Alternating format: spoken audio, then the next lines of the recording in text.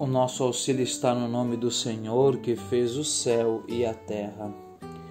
Ó Deus, que com inefável providência vos dignastes eleger São José, esposo de vossa Santíssima Mãe, fazei que mereçamos ter no céu a intercessão daquele que veneramos na terra. Vós que viveis e reinais por todos os séculos dos séculos. Amém. Dor de São José na fuga para o Egito. Estava escrito que a vida de São José, como aquela de Jesus Cristo e da Igreja, seria continuamente agitada por alternâncias de tribulações e de paz, de dor e de alegria. Quando, após a apresentação no templo, a Sagrada Família podia esperar gozar de um relativo repouso em Belém, onde tinham a intenção de fixar-se, eis que uma nova provação vem subitamente obter-se, tribulação que o escritor sagrado registra nestes termos: um anjo do Senhor apareceu em sonho a José e disse: levanta-te, toma o menino e sua mãe e foge para o Egito. Para bem compreender a grande dor do Santo Patriarca, devemos lembrar aquilo que ensina Santo Tomás sobre o tema da fuga para o Egito. Nosso Senhor, diz ele, quis fugir por 3 motivos.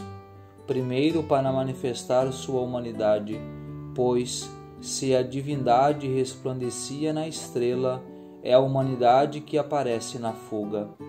Em segundo lugar, para exemplo nosso, mostrando-nos pelo próprio fato que o devia ensinar mais tarde: se vos perseguirem numa cidade, fugi para outra. Em terceiro lugar, por causa do mistério, pois como ele mesmo quis morrer para os resgatar da morte, assim ele mesmo quis fugir para aqueles que pecam sejam exortados a fugir dele. Esta tríplice consideração faz perceber na fuga para o Egito um triplo motivo de dor em São José. Em primeiro lugar, esta fuga precipitada, que causa um tão grande perturbação na Sagrada Família, não deixou de afligir a alma de São José, sobre quem recai o cuidado de velar sobre o destino de Jesus e de Maria. Em segundo lugar, São José não deixou de medir toda a malícia que enchia o coração de Herodes, ambição, inveja, ódio para com o divino infante. E esta visão revela as perseguições que pesariam sobre a Igreja no curso dos tempos, de que, no entanto, a própria Igreja sairia vitoriosa. Uma terceira fonte de angústias e de aflições para o Santo Patriarca foi o primeiro esta fuga precipitada, início da grande fragilidade do Salvador do mundo.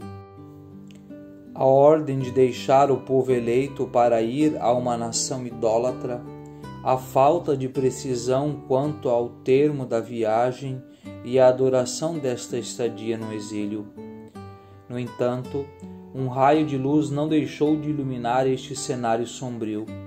São José, por sua pronta obediência à voz do anjo, teve a insigne glória de ser o primeiro a levar o Cristo junto aos infiéis e fazer-lhe conhecer, sendo ele mesmo testemunha autêntica da divindade de Jesus Cristo e dos milagres operados em seu nascimento.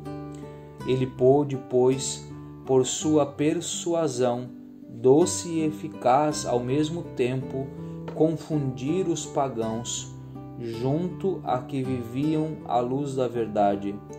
São José tem, pois, a honra de inaugurar a vida missionária e de se tornar assim o patrono daqueles que deixam seu país para irem longe para anunciar o Evangelho. Dor de São José no retorno do Egito. A sexta dor de São José foi assim descrita por São Mateus. José, ao ouvir, porém, que Arquelau reinava na Judéia em lugar de seu pai Herodes, não ousou ir para lá. Avisado divinamente em sonhos, retirou-se para a província da Galileia.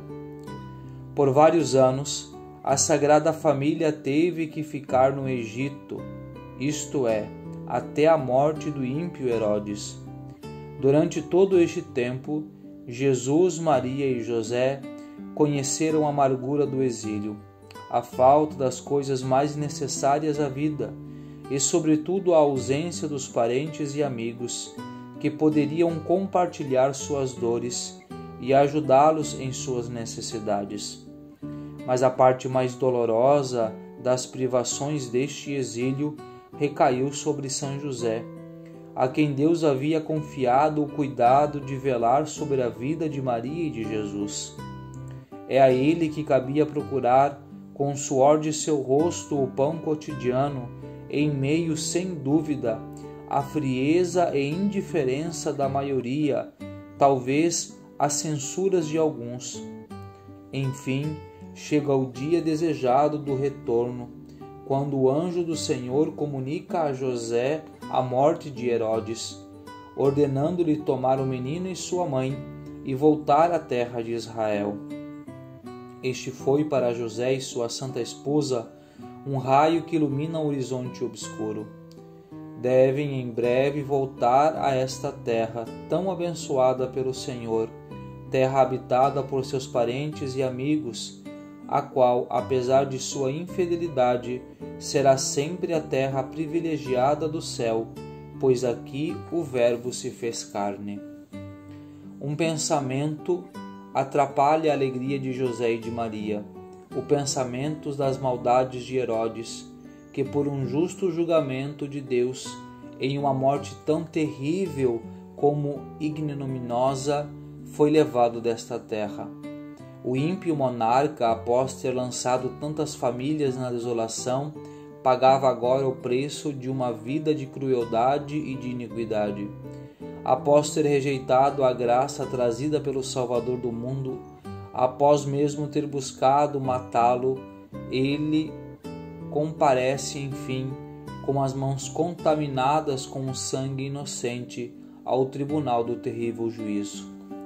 A volta à terra de Israel apresenta-se para a Sagrada Família acompanhada por grandes dificuldades. Além das fadigas inerentes de uma viagem tão longa, havia os múltiplos perigos da parte de bandidos que infestam o país. A falta de precisões sobre o caminho a seguir aumenta mais as incertezas da viagem. O próprio Divino Infante era já grande demais para ser carregado e pequeno para poder empreender uma viagem tão longa. Mas o conhecimento da vontade divina para Maria e José enche-os de todos os confortos e todas as consolações terrestres. Não temos nesta vida morada estável, não poderemos nunca gozar de uma paz durável. Sempre há lutas, sempre cruzes, sempre contradições. A Sagrada Família, após superar as dificuldades de uma longa e sofrida viagem, apenas toca o solo da Palestina e já chegam aos ouvidos de José a notícia da sucessão do trono do filho Arquelau, a quem Augusto tinha doado metade do reino de seu pai, com o título de tetrarca. Mas este príncipe havia herdado toda a ambição e toda a crueldade de Herodes. Então, que fará o santo patriarca? Fixará, como tinha a intenção, morada na Judéia, onde precisamente Arquelau reina, ou antes continuará sua viagem em busca de um lugar mais propício para o repouso e a tranquilidade de sua esposa e do infante celeste? Nesta incerteza recorre à oração e de novo o anjo o ilumina, avisando-o em sonho para retirar-se para a Galileia.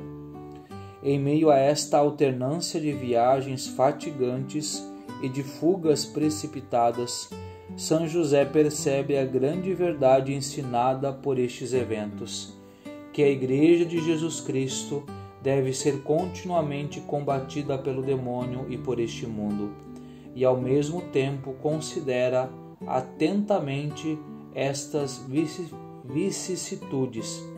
Percebe como em uma cena distante todas as perseguições que caíram sobre a Igreja, da qual a Sagrada Família é a mais bela figura, e sua alma fica como que oprimida pela mais cruel dor, apesar que a luz veio ao mundo, mas os homens amaram mais as trevas do que a luz. São José, chefe da Sagrada Família, rogai por nós.